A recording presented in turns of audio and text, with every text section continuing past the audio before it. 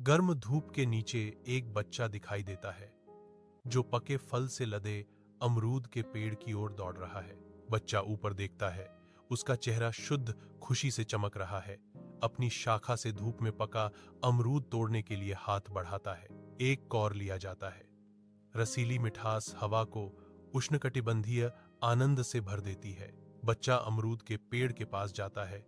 उसका चेहरा प्रत्याशा से चमक रहा है। केवल उसे खाली शाखाएं मिलती हैं।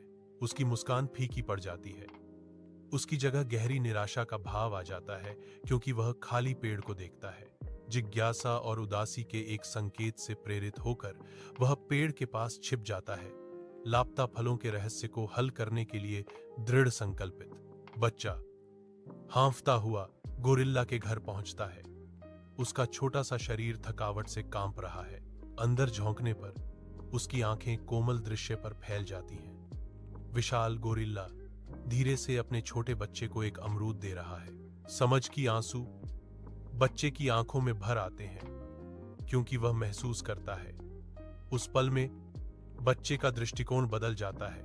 वह समझता है गोरिल्ला ने अपने बच्चे के लिए फल चुराया था,